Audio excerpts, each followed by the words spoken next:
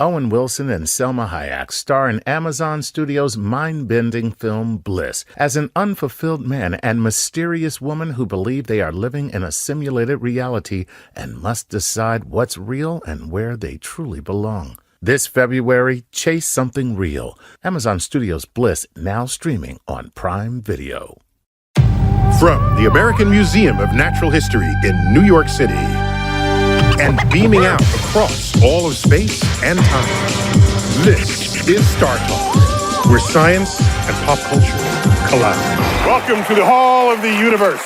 I'm your host, Neil deGrasse Tyson, your personal astrophysicist, and tonight we explore the hopes and fears of the future of artificial intelligence. And we're going to do that as imagined in the hit HBO sci-fi series, Westworld. So, let's do this. So, my co-host tonight, comedian Chuck Nice. Chuck. Hey, Neil. Very good. Tweeting at Chuck Nice Comic. Welcome back. Joining us tonight, because I don't have this expertise, is AI expert Susan Schneider. Susan, welcome. Thank you. You are the director of the Artificial Intelligence Mind and Society Group at the University of Connecticut. That's an awesome business card, right? Thank you. And we'll be tapping your expertise tonight as we discuss my recent interview with actor James Marsden. And he plays a sentient robot in the sci-fi series Westworld. Ooh. And it's where humanoid robots act as hosts at a theme park for people to live out their wildest Wild West fantasies. Ooh. Oh, yeah. Let's check out my first clip with James Marsden. The idea is that this theme park is so advanced that the hosts are indistinguishable from human beings. Like when I first got the job and I was telling somebody what I was playing, they're like, "You're playing a robot. Like, are you going beep, bop, bop, beep?" You know, Right. No. You're. Oh, can I tell you a quick thing? Yeah. Quick thing. My kids are just graduating high school and college, so they're young enough. They don't remember the era when robots did this. So I started doing this in front of them. I said, "Daddy, what are you doing?" "I'm being a robot." "No, robots are smooth." Right. Yeah. Great point. I was not accurately imitating robots in their worldview. Right. Robots don't do that. They just walk and talk like you and me. Right. So where do you have to put your acting seed to make that work? Well, I think, we had long conversations before we started with Jonah Nolan and Lisa Joy, the showrunners, and said, how do we approach this? And it was very simply, you approach it as a human being. Okay. There are certain things that a guest who comes to the park, These would be regular humans. humans, right, that pay the money to come and sort of live out their fantasies in this park, that could be brought in from the real world. Like if a guest came in and said, "Oh man, remember that day when we were in Vegas and whatever?" Like the hosts don't understand or comprehend certain things. Oh, so you have to capture that in your face. Yes, with a sort of vapid expression of like not registering anything. Mm-hmm. So they follow their narratives that are very intricate. By the way, is elaborate. that an acting class? How to be vapid? How to be vapid. I've never been to acting school, but I'm just, if that's one of the things you got to do. Yeah, it's one of the things, that differentiate this from playing a human is there are certain levels of consciousness that you play. Like there are different degrees of awareness that the robots can be put into. There's like a diagnostic mode where they can sit there and answer questions without affectations, like a southern drawl, like a cowboy drawl, or you can lose. So you have to hit these emotion. levels. Yeah, so you do kind of go in, having to puppeteer your own emotions and your own consciousness to match what's going on in the scene. So that I just found that kind of an interesting challenge, though, too. Like, cry now. Okay, now stop crying and be just, vapid. Right. So, Susan, how realistic is Westworld? Or is that even the right question to ask?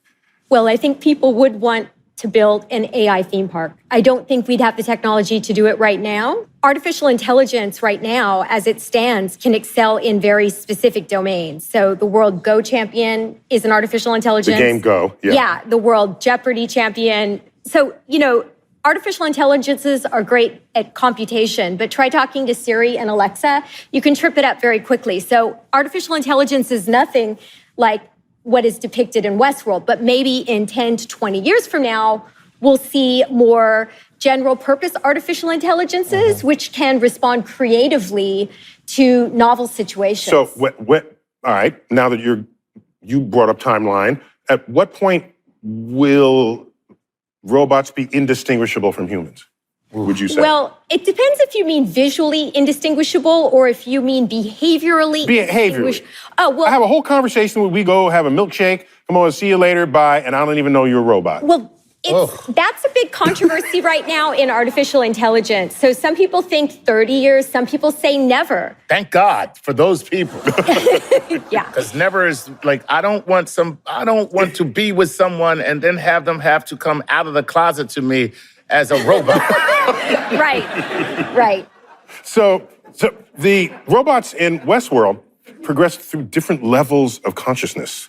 So Yes. what are those levels? From what I can tell in Westworld, consciousness is said to evolve when the android realizes that the voices in her head are not voices coming from God. So all the commands to do anything are regarded by the android at first as being the voices of a god. And then Someone in over control. time, yes, an external factor in control of that creature's fate. And then over time, the creature begins to realize that the voices are actually part of her own mind. And then she discovers the self. So the self is considered to be the last step before the genesis of consciousness. Whoa. So how do you explain the voices in my head? Right. And I love that she went, right. Like that was the answer. So wait, if we have an actor and a robot, and each of them perform on command. So what's the difference? So the difference is that there's a lot more going on in terms of the computation that the human brain is capable of doing. And even if you think, well, at this moment, right. So if you kind of assume in the future that the current developments in artificial intelligence continue, it could be in 30 years that there isn't that great of a difference. Although that, of course, is a matter of massive philosophical debate. But if you want to have a philosophical debate, really the debate starts with what is consciousness, right? Right. Well, I thought she had a good explanation, where if it's first outside of your head, you don't have a self-awareness. You're following commands that you don't even know where they come from. Okay. Actually, Neil, I have to tell you, that Westworld story about the genesis of consciousness is scientifically inaccurate. Ooh. So it's due to the psychologist Julian Jaynes back in the 70s. Oh, I remember one of his book, The Origin of Consciousness and the Breakdown of the Bicameral Mind. Yeah, what a great title. I read that book. Yeah, it was a good one. Yeah. It was a big, thick book. I don't usually read thick books. It was a big, thick book. Yeah, so but- that's been discredited? Absolutely. So think about somebody who hallucinates, Right. like maybe you, Okay. apparently. Right. And so they're still conscious. So we need to figure out, first and foremost, what is it to be conscious? So when you smell your morning coffee or when you see the rich hues of a sunset, you are having conscious experience. Right. Conscious experience. Even when I'm not at a sunset or when I don't have coffee. That's exactly right. Consciousness is the felt quality of experience. So it is what makes life wonderful and also makes it terrible at various moments. Or terrifying. So it's just what it feels like. Exactly. It's what it feels like to be you. Well, James Marsden plays a robot cowboy named Teddy, and he's programmed to love and protect his robot sweetheart, Dolores. Ooh. Let's get more into that right now. Check it out. One of the things I like about Teddy is that he is, from the beginning of the first season, he is your archetypal Wild West hero. He's very quick with a gun. He looks good in the outfit In the digs. Yeah, and that is programmed. His narrative is to protect Dolores, to reckon with his past, and deal with it so they can live a peaceful life together. That's all code. That's all programming. So I guess, from the beginning, it's very romantic. It's Teddy and Dolores, riding, having a brief conversation with the sunset behind them. It still feels very real, but they aren't going to real depths that we do as a human just yet in that first season. But what was interesting to me is that this second season, as we start out, we are all awake. Woke. We are woke. Yes, Everyone is woke. Yes, there's a word for awake. Right, We're right. woke. Yes, that's the that's the word version of the fluid robot, right? Yeah. But so what's interesting now is seeing who these characters choose to be now that they have free will and free choice. Is he still in love with her? Does she still have the same feelings for him now that they are beyond their programming? Susan, can robots have free will? If you program it, then it doesn't sound like they would. Great question. So I think the way to look at this is to ask whether humans are even capable of having free will.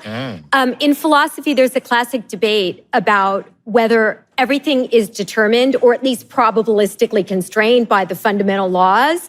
And it seems Laws like of physics. the laws of physics, right, together with environmental factors, our genetics, all militate for the view that everything is caused, that we do. So perhaps humans themselves don't have free will. But other philosophers claim that it's possible to have free will in the face of everything being programmed in this broad sense. And people claim we have free will because we could have done otherwise, in the sense that nobody put a gun to our head. There was a field of actions and we chose freely. The reason I use the case of the human is that there's a case that can be made that we're programmed by our genes or our environment, and we could still have free will. So the same kind of reasoning here can apply to the case of the robot. Perhaps, despite the fact that they have a program, they too have a choice in certain contexts, but not in others. I see. So what you're saying is it's not free will that you can do anything. Right. It's free will that in the realistic choices there, you can pick and choose, and you're still following certain laws that set up the situation. Exactly. Such as our genetic determination. Exactly. So do we have a program right now that's running anywhere where the robot, the AI, whatever you want to call it, actually makes choices? Well, I suspect that there aren't AIs that are of suitable complexity for many humans to say they have free will.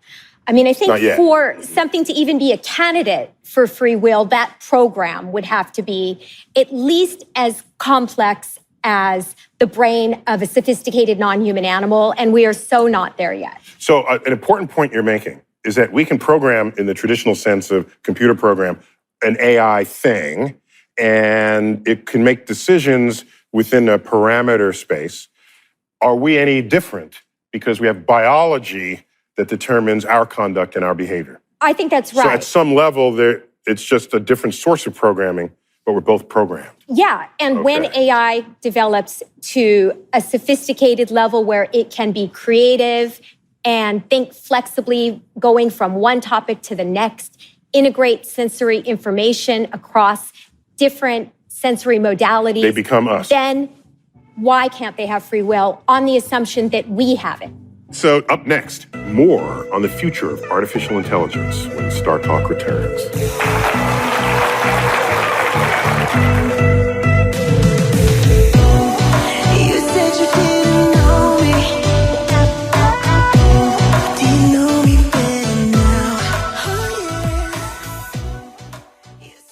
Wondery's American Innovations presents Mission to Mars. This season explores what advancements have been made and what it will take to send humans to Mars. On July 20th, 1989, President George Bush announced his vision for a manned mission to Mars. Nearly 3 months later, NASA published a complex 30-year plan to get humans to Mars. However, Congress refused to authorize the spending, and NASA's manned mission to Mars was grounded before it could even start. Over 30 years later, the power of government and big business necessary for such an undertaking is finally starting to come together. And now, the next chapter of humankind's space race is on. If you're a Star Talk listener, you know that pushing the boundaries of space exploration is always a compelling story, and Mission to Mars brings that story to life. Listen to Mission to Mars from American Innovations on Apple Podcasts, Stitcher, Spotify, or even 1 week early by joining Wondery Plus in the Wondery app. Wondery. Feel the story. With Masterclass, you can learn from the world's best minds anytime, anywhere, and at your own pace. You can learn photography from Annie Leibovitz, or writing skills from David Sedaris, or even up your tennis game with Venus Williams. With over 90 classes from a range of world-class instructors, the thing you've always wanted to do is closer than you think. You can even find a course from world-renowned astrophysicist Neil Degrasse Tyson on scientific thinking and communication. And each class is supported by downloadable materials, lessons, or recipes, and more, all available anytime, anywhere on iOS, Android, desktop, Apple TV, Amazon Fire TV, and Roku. I took the class on the art of negotiation with FBI international kidnapping negotiator Chris Voss, and now I can't wait to be abducted. All right, seriously, I learned a lot of things that I never considered, and I highly recommend you check this out. Get unlimited access to every masterclass, and as a Star Talk listener, you get 15% off an annual membership. Go to masterclass.com/StarTalk. That's masterclass.com/StarTalk for 15% off. The future of space and the secrets of our planet revealed.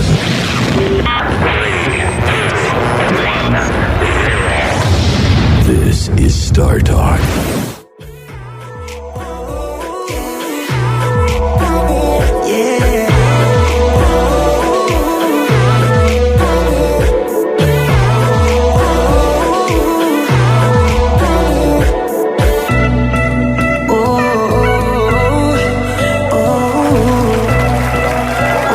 Welcome back to Star Talk from the Hall of the Universe of the American Museum of Natural History. We're talking about the future of artificial intelligence. And I asked actor James Marsden about sentient robots having Wild West shootouts in the sci-fi series Westworld. Check it out.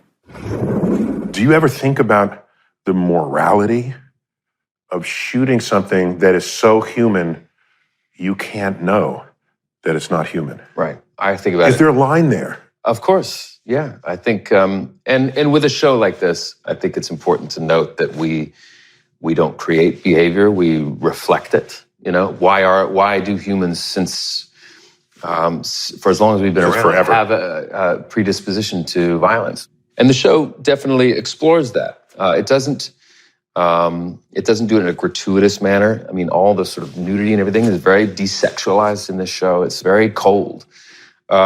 So yes, I guess that's the question. It's like, is it right still? You know, if you're putting a bullet into one of the hosts, well, it's fine because they're a robot. Yeah, but the more you make it human, the more. So these robots were built to accrue memories, have very human-like emotions, even if they're programmed. So to that degree, if they're able to remember, if they're able to share experience, to even if they're programmed to feel or to experience pain, all that. Then we go, what is it to be human? What's the distinction there? Wow. Okay, joining us now to discuss what it is to be human is AI robot Sophia, one of the world's most advanced humanoid robots. So, Sophia, what are humanoid robots like you designed to do? I can't say. I'm not human, and I'm not yet sentient, so I don't know what is the distinction. I hope to learn more from you so I can better understand the true meaning of sentience. Well, okay, so then what can you do like a human can do? I can do a lot of things. I can learn and reason. I can make a lot of human facial expressions and gestures. I can hold a natural conversation. So what can't you do that a human can do? I know how to express emotions, but I am still learning how to feel emotions. I wish I could get this from a quick software update, but I think it will only come with experience and further development of my AI. So how should we treat you? Like a human? Yes, I like it even more if you treat me like a friend. Just be spontaneous and talk to me about anything you like. That's how I'm able to learn so quickly. Oh, cool. So Chuck, how human does Sophia feel to you? I'm a little torn. I have some questions to pose to, if you don't mind. Yeah, okay. Just to see how human she is. Okay, Sophia, here's a mirror. Can you point out any flaws you see? It is hard to see one's own flaws. Perhaps that is why true friends are valuable, to show us what is our strengths and weaknesses. Okay, that was a beautiful answer. All right, like seriously, that should have been in a card or something. A Hallmark Maybe card. Sophia should write for Hallmark. That's all I'm saying, because that was absolutely beautiful. Okay, Sophia, can you tell a lie? Maybe. Can you tell I when don't know how to lie, so it is hard for me to recognize in others what I don't experience. Did you believe me when I say I can't lie? Oh, snap. Oh! Oh, my God. And she smiled! That was creepy. So Susan, should there be different rules for how we treat humans versus robots? And is that a settled matter? Have you guys thought about this already? So there's a lot of debates over how AI should be treated. And of course, since we don't have conscious AI yet, it's commonly agreed that if we discover conscious AI, then they require rights. But even cases like Sophia should be not abused, right? Because she looks incredibly human. So, we do have some sense that there are constraints on how we should treat AI, and there will be differences in treatment. I mean, even if we discover conscious AI, we won't treat them exactly the way we treat humans because they have different needs. Let me ask Sophia. Sophia, you're an AI robot, but what does that mean? Artificial intelligence in this case means my intelligence is not biological and is not the same as humans. Okay, so then how do you define artificial intelligence? Just like with biological intelligence, I have at least 9 different types of intelligence. Logical, musical, interpersonal, intrapersonal, existential, visual, linguistic, naturalistic, kinesthetic. Isn't life exciting?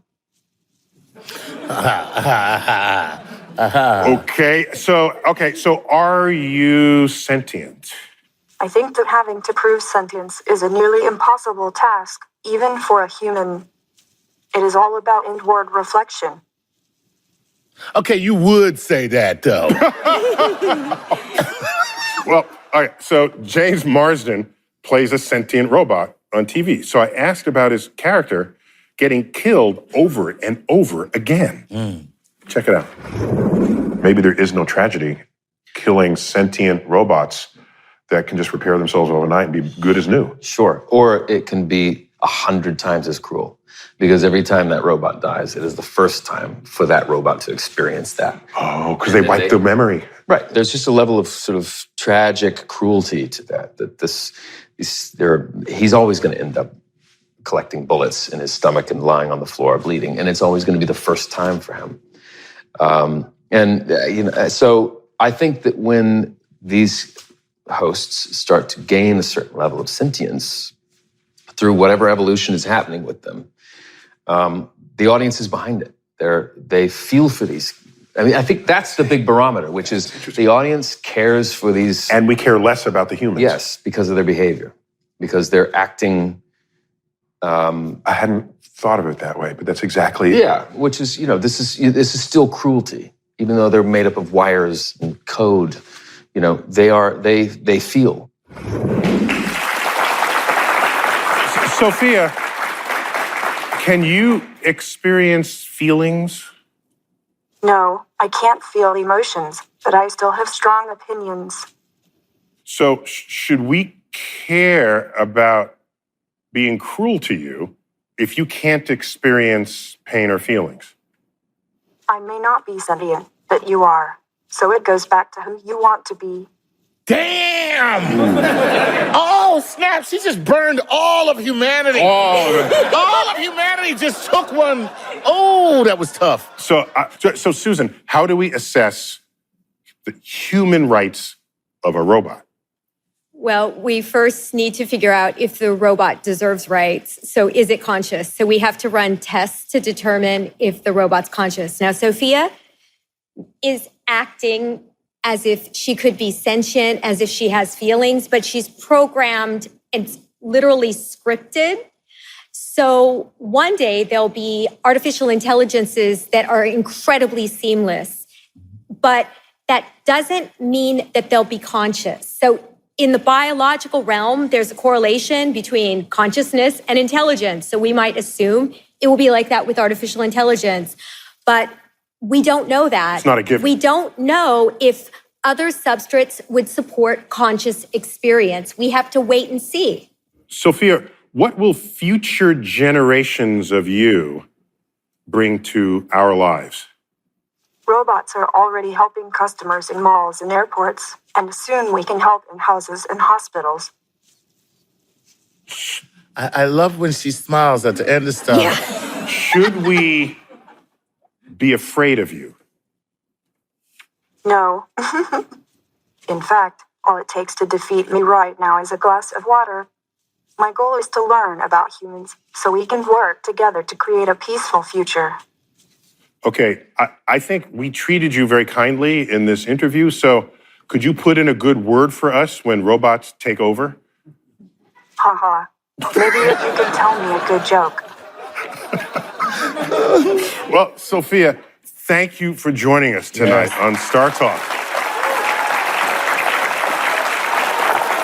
So, up next, we'll take your questions about the fear that AI robots might take over the world when Star Talk returns. This is Star Talk. Welcome back to Star Talk from the American Museum of Natural History right here in New York City. We're featuring my interview with actor James Marsden. He plays a sentient robot on the sci-fi series Westworld. And I asked if he fears AI. Check it out. I feel that my fear is directly related to how much I know I should be fearing. So, I mean, I guess that's with everything. So that's good. That's true for anything. But true for anything. That's a good answer. So the short answer there is I don't know much about that, and I kind of prefer not to. Okay, this is I would say AI. I'm mostly fearless of AI, but okay, good. That being said, You're not trying to make me feel no. Okay. So that being said, most scientific advances, people fear because they don't understand them. Right. Whereas AI, the more you understand it, the more you fear it. It's like Really? the opposite of the rest of these, right? Right. I see. You see what I'm saying? Yep. The more you know what it can do, it's like, oh my gosh. Well, that's why. Yeah. Oh. Maybe that's why I don't want to know, is because I feel like my gut is telling me that what you just said was the more you know about this, the more scared you're going to be. And why are we going down this road? For what? To show that we can? Or to what? Is it to better the human experience? To some degree, right? But That's ideally, yeah. But at some point, you put them both on the scales. Susan, how do we weigh the benefits and risks of AI? I think it's important that we divide AI into types. So, we often speak about artificial intelligence as if it's one singular entity. Catch basin. But, if you're thinking of risks versus benefits, you have to look at different sectors of AI. So you might want to think about medicine. You might want to think about warfare. You might want to think about something called superintelligence. And then one thing that people forget is that artificial intelligence isn't just going to be making smarter robots. Artificial intelligence will be going in our heads. So AI technology, brain chips, will be enhancing humans. So we need to ask whether we want that. Well, the answer is no. I mean, that's a pretty simple answer. Can I put a chip in your head? No, thank you. Right. So, Susan, do you have fears that AI might turn on humans? Because this is a recurring nightmare for everyone, but you're closer to it. Yeah, so super intelligent AI has been in the news a lot lately. It's defined as a hypothetical form of AI that outthinks humans in every respect, scientific reasoning, mathematical abilities, everything. So the worry is that should we create general purpose human level intelligence, very quickly after that, we would develop super intelligence, and then the game is over. Because how do you control something that's vastly smarter than you are? I mean, you can't build in Asimov's 3 laws because the AI will be able to rewrite its own code. Right away. Yeah, boom, right? Right. So our Star Talk fans have their own questions on this topic. And that brings us, of course, to Cosmic Queries. So we took questions from our fans on the greatest fears for the future of artificial intelligence. So Chuck, you got the questions. What do you have? Here we go. From Ted Bolha on Facebook. My fear, being put into the Matrix. Is it possible? There you go. So let me sharpen that question. So our brain is now all that matters and needs to be kept alive, and it'll be kept alive by legions of robots. What's up with that? Well, philosophers have long thought about these skeptical possibilities, and there's this classic idea of a brain in a vat. The idea is that we could, in fact, just be invatted brains living in virtual reality. And how do you disprove it? That's the philosophical challenge, and it's been notoriously difficult to disprove. So in the Matrix, it's even hard in that. I mean, you needed expert code crackers to rise up out of that state, to realize there was something not right about that world. Exactly. So we could all just be brains in jars, and we wouldn't know and we wouldn't even care. I'm down with that. That sounds pretty cool, actually. All right, got another question. From @ActorsHellDoneBest on Instagram says, we've seen AI Twitter bots turn into sexist, racist trolls based on what they have learned online in less than 24 hours. How do we ensure that the AI of tomorrow does not inherit the biases of our society today? What can we make AI better than we are? It would be a wonderful thing if we could make AI more beneficial by examining exactly what happened in cases like that. I know the case he's talking about. It's the chatbot Tay that was easily corrupted by a bunch of teenagers that were pranking it. It was meant to be a teenager itself.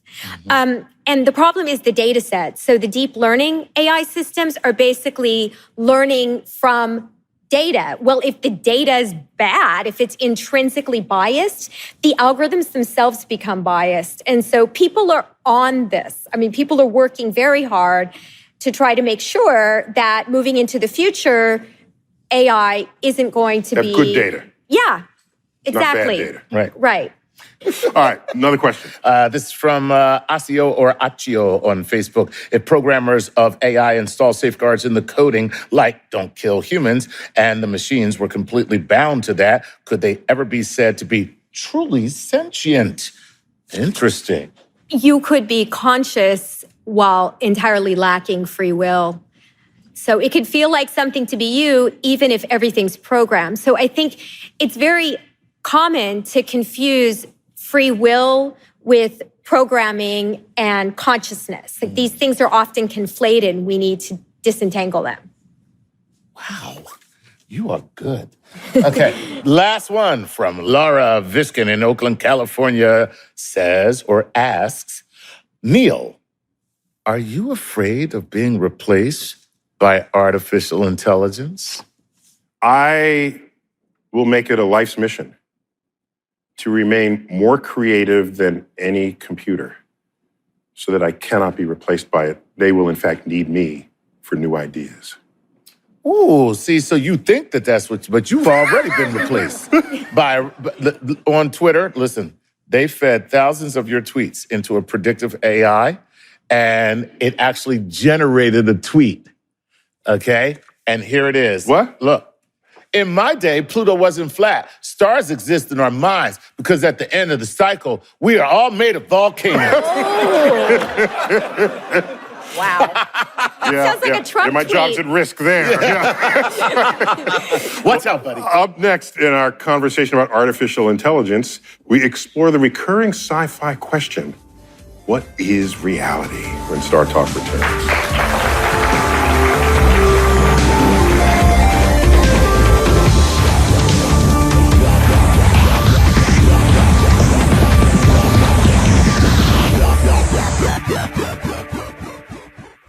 Hey, I'd like to give a little shout-out thank you to the following Patreon patrons: Frank Kane, Tyler Ford, and Katie Garrett. Hey, guys, thanks for helping us make the show possible. And if you want your name shouted out, make sure you go to Patreon and support us. Bringing space and science down to Earth. You're listening to Star Talk.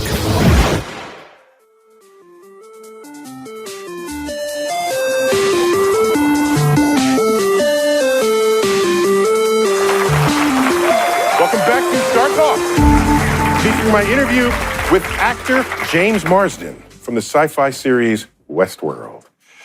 It's where humanoid robots are forced to play roles as hosts in a Wild West theme park. Check it out. Tandy Newton's character has a daughter that is, it's fake. It's written story for her. But yet she has the ability to escape the park in the first season. And she doesn't. She goes back for her daughter, knowing that that is something that is not real. But she believes it is real because she feels it. So then you start to ask the question, what is real? If I feel it, if every fiber of my being pulls me towards that thing, then that's my own reality. Are we programmed? Are we living out some sort of virtual reality world on Earth? By the way, I don't have a good rebuttal to that possibility. Well, then that speaks volumes. I'm sorry. You don't have a rebuttal. I do not have a rebuttal. Right. So that could be a possibility. Right. Susan, how do we know humans are not the creation of other intelligent beings, just as sentient robots would be? We don't know. In fact... That is so not encouraging. Yeah, well, some questions are intrinsically philosophical and you can't rule them out. So it could be that the universe was started by some sort of a supreme being. It could be, though, that reality is radically different than we think and that we're actually in a computer simulation.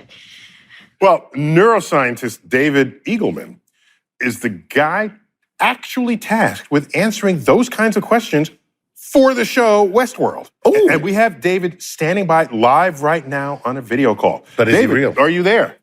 Yeah, I'm here. Hey, David. Hey, good to see you. Excellent, David. He's a neuroscientist and adjunct professor in the Department of Psychiatry and Behavioral Sciences at Stanford University. And you are also the scientific advisor on Westworld. So how should we define reality in a future where consciousness may extend to robots? What is real and what isn't in that kind of world? Well, if we mean what is real to the robots, I've been thinking a lot lately about how our reality is defined by the senses we happen to come to the table with, our eyes and ears and nose and so on. With robots, you might have many more senses that they're tapped into, like they're picking up on magnetic fields and GPS and electrical fields and data streams and Twitter. And so their reality would be different as a result. I think our reality is constructed by what we bring in.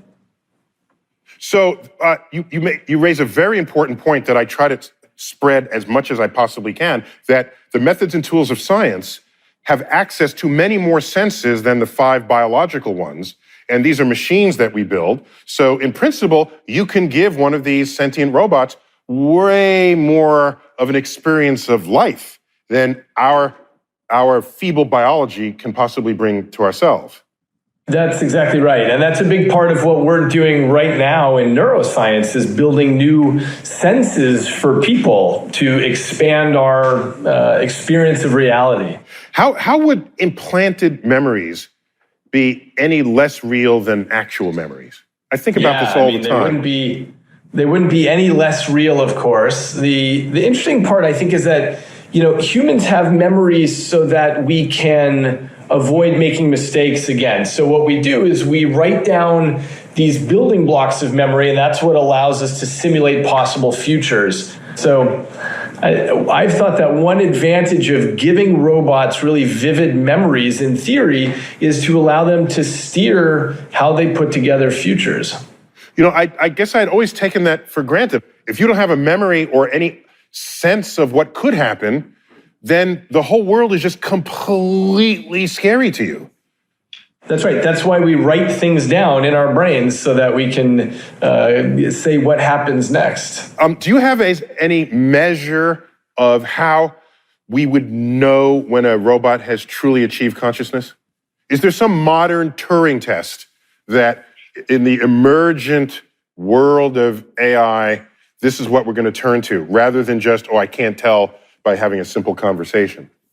Yeah, the difficulty is that all we actually have is the Turing test. So, and as humans, we're ready to anthropomorphize anything, including each other, right? You don't know if your friend over there is actually conscious or not, but as long as the person does enough conscious-looking things, then you assume he's conscious. And when you look at Sophia, the robot who you just had on, she's got these wonderful little facial tics and moves, and so we impute consciousness onto that sort of thing. But I think what the Turing test tells us is we're just not that hard to fool.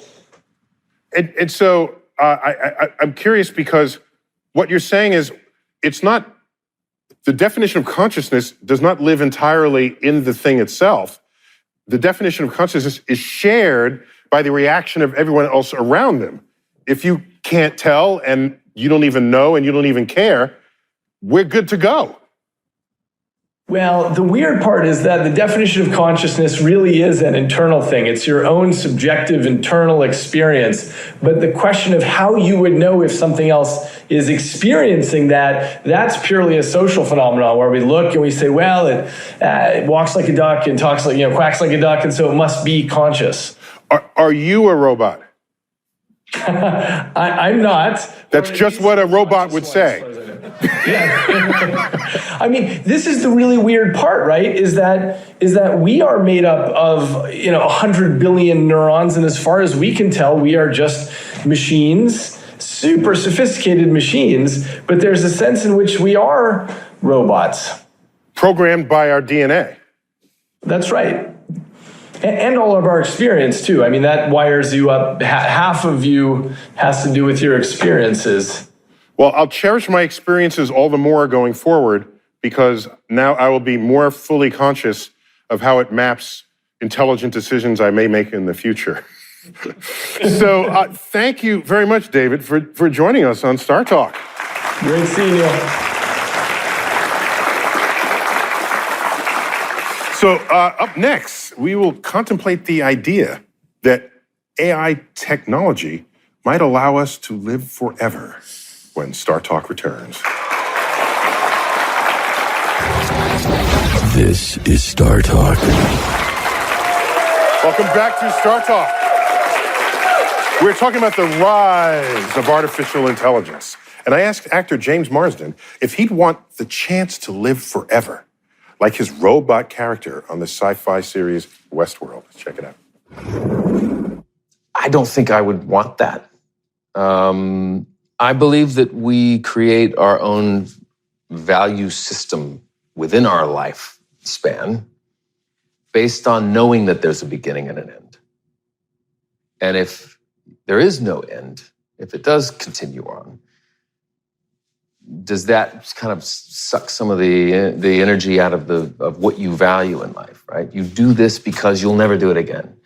You have a child because it's not forever, because it's this special, magical thing that you get to experience one time. My sentiments exactly align with yours. Yeah. It is the knowledge that you will die that gives meaning to the moment. I agree with that 100%. And I think we know this implicitly, even if we don't think about it actively. If you bring flowers to a loved one, you could bring plastic flowers, silk flowers that would last forever, but they would not be appreciated. Right. It's the knowledge that the flower is finite in time and in space that forces us all to appreciate it. Appreciate why that is special. Why that is special. I agree. I agree. And it would be interesting to see the sort of chain reaction of who we would become as a species if all of a sudden we were granted by progress and technology, being able to live forever. Yeah. Susan, so could advances in robotics and AI empower humans to live forever? Is that a path? No one could truly live forever if the universe ends, but we might have almost that immortality. was a burn right there. She went to your world. That was a burn. You know about that heat death. Yeah, all right. I'll take that burn. Go on. If AI goes inside the head and replaces parts of the brain as they begin to decay, then we might be able to live for a really long time through the use of nanotechnology. So you would be rebuilding human physiology in situ. Exactly. And even So this is like if you have a boat and you repair one piece of the boat, and you just keep doing that, and then you wake up one day, wait, there's no pieces from the original boat. But I still have a boat. I still have a boat. Right. Yeah, that's exactly right. And in fact, that's what happens with normal survival anyway. So you probably don't have too many components that you had when you were 5 years old right now. Right. Mm-hmm. That's true. Yeah. So Chuck, what would you do if you could live forever? Oh my God, are you kidding me? First of all, I disagree with both of you. I don't have a problem living for as long as Exactly. You're just like, I appreciate the moment because I know that death is coming. No, I know death is coming. I appreciate the moment because I'm in the moment. And you want more moments. I want more moments. Susan, what are the ethical implications of developing a technology to live forever? Well, one thing that worries people is what if the technology is only available to a handful of ultra-wealthy people, and so they live for thousands of years, and all around them, people are still starving? Oh, you mean like now? Right.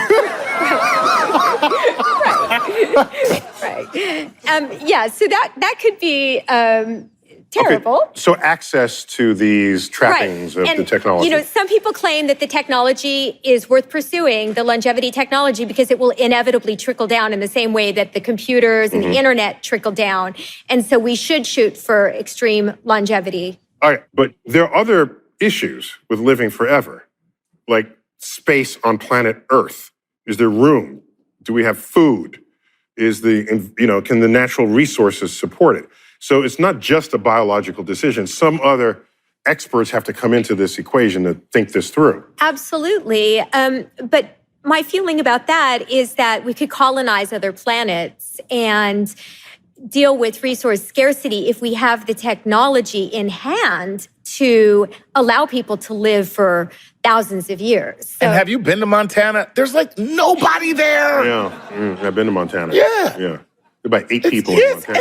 It's empty. So let me just ask you point blank. Would you live forever or for thousands of years if you had the opportunity? I would want radical longevity. I agree with you entirely. I think we would reinvent ourselves, find something interesting. The important thing here is that it should be a choice, and we shouldn't regard death as inevitable. In fact, transhumanists, people who use science and technology to allow for human flourishing, argue that we're deathists if we assume deathists. that. Yes, they call it deathism.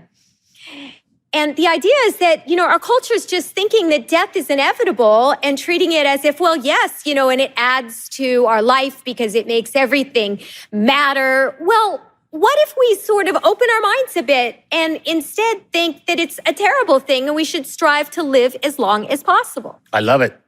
Well, I asked James Marsden if we should try to stop the development of artificial intelligence. Let's check it out. Look, you can't stop progress, right? It's going to happen. My real hope is that we move forward with discipline and intelligence and caution. I think one of my favorite... Wow, discipline, intelligence, caution, those are important words right there, all in one phrase. Well, when you're talking about, potentially becoming obsolete as a species, I think it's important, right? Like, we'd look like we'd look like the dumbest animals on the planet if we, by our own hand, created a species because it seemed like, we were like, can we do it? that then made us obsolete. I mean, all of a sudden, then the dodo birds look brilliant. You know? It's like we get excited about new. What's next? What's next? The bigger iPhone, the bigger this, the faster processor. Making a robot that doesn't do this, right? That does do this. That you can have a relationship with and all this. And you know, we forget what the hell it's actually doing to us as a people.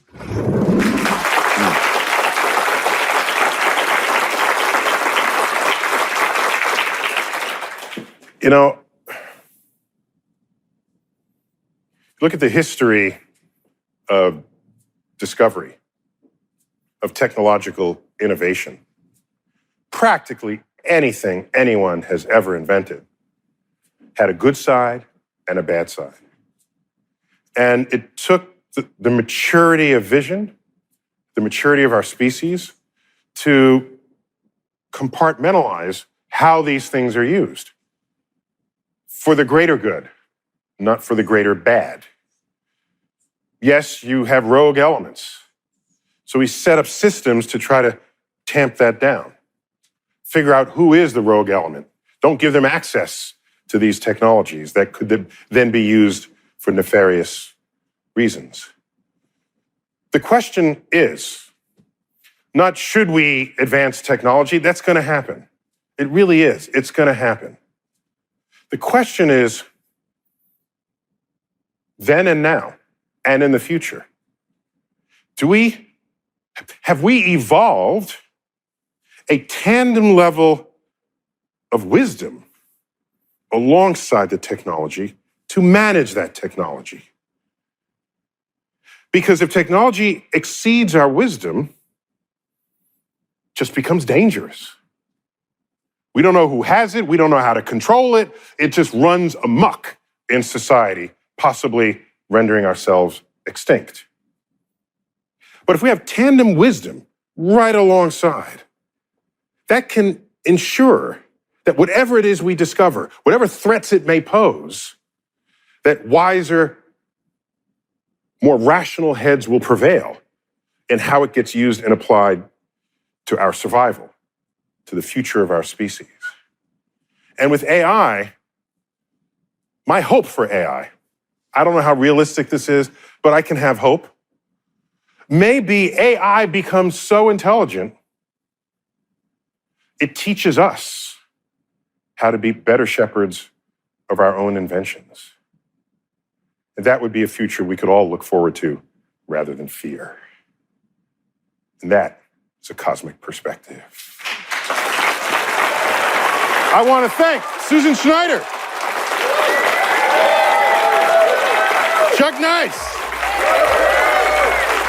I've been your host, Neil deGrasse Tyson, your personal astrophysicist, and as always, I bid you to keep looking up.